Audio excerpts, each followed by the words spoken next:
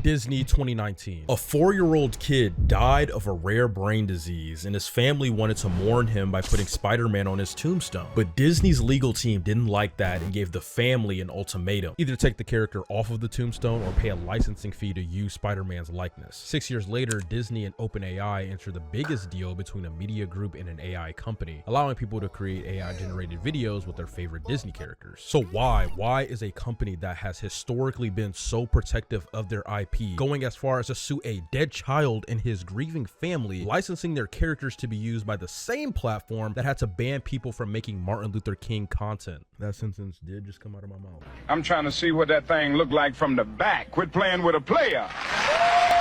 I have a bit of a theory, but we got to look at the deal itself. So around last week, Disney announced that it would be investing $1 billion in a 3-year deal to OpenAI. It's a complete watershed moment in entertainment and artificial intelligence. Without going into incredible detail, there are 3 main parts of the deal that you really need to know. For the first one, Disney is allowing OpenAI, specifically Sora, that platform that makes the AI generated videos, they're allowing 200 plus Disney characters to be used in AI generated content. Along with this, some of those videos can be uploaded to a new platform that's going to be on Disney Plus that I can only describe as AI TikTok slop.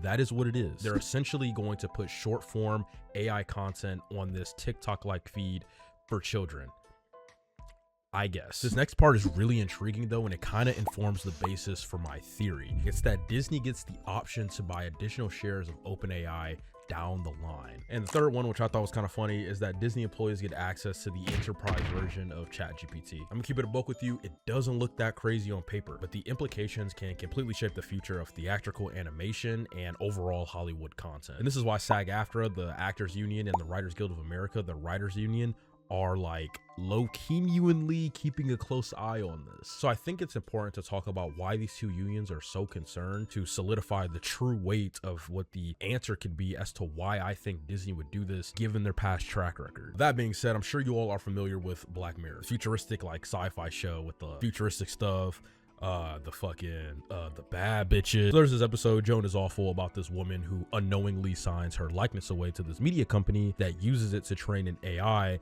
that creates content using her face and voice. And a bunch of bad stuff happens to her as a result. So the Actors Guild, SAG-AFTRA, is essentially worried about that happening to them, since Sora can not only generate video, but voice as well. You know, and I'm sure the dude that voiced Buzz Lightyear wasn't expecting his voice to be used in AI generated content. The writers, on the other hand, are more concerned about getting properly compensated for what they think is the theft of their work to train AI models in its generated video content. Overall, I think it's just a complete disregard of people's boundaries when it comes to their likeness and their work. And it opens up Pandora's box when it comes to what other platforms are going to be able to use people's likeness or creative expressions. You know, this also keeps humans in the process to create human art and not art that is trying to imitate humans. Is that a bar? Let me know, quote it. Let me see if that's a bar. I think that's a heater. So let's get into actually answering the question. What are the reasons that are already out there? Could it be because Disney wants the first mover advantage to set the standard for AI generated content?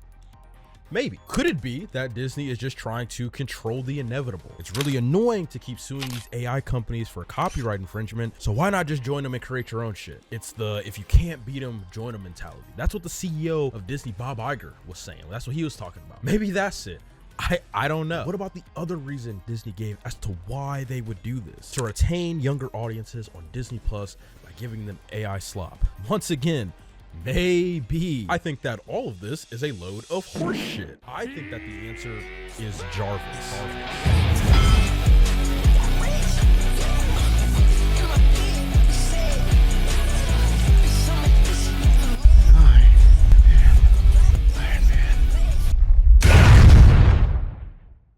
So what is Jarvis? It's only been talked about in like one article here or there since Disney released the deal, which is very interesting to me because of what Jarvis is. Jarvis is an agentic AI tool that Disney is working on. This means that it's meant to complete tasks for employees. Now, these tasks could be anything from sending emails, taking notes, or doing their work for them. If it wasn't obvious enough, I think that Jarvis is meant to do that last thing. I know it sounds cliche and corny, like the robots are gonna steal our jobs, but like it's already happening in the entry-level tech field, and it could probably spread to other industries. Pun completely intended. I think that Jarvis is the end game for Disney in its investment in AI. Hollywood relies so heavily on human capital that if they say go on strike for better wages and working conditions, everything stops. The whole entertainment pipeline is halted. So if Disney has the option to not engage with people who are going to strike, why wouldn't they take that? This deal comes at a very interesting time too, because Jarvis is in its early stages. And I think that this not only explains Disney's present equity stake, but their potential future equity stake as well. It's a way to get access to OpenAI's talent or resources to improve the development of Jarvis. I think it's pretty clear that OpenAI has the objective comparative advantage when it comes to developing technology like this. So it doesn't make sense for Disney to waste their time trying to develop it themselves. Everything else just seems like a bonus, but not the real reason. To me, it just does not make sense for Disney to invest $1 billion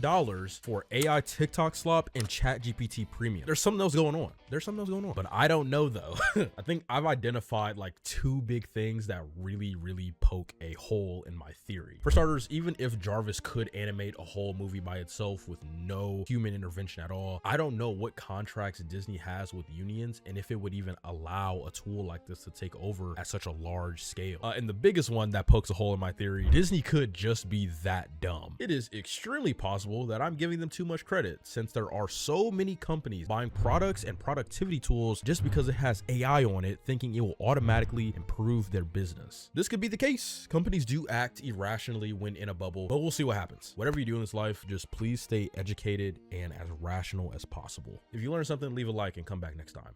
Peace.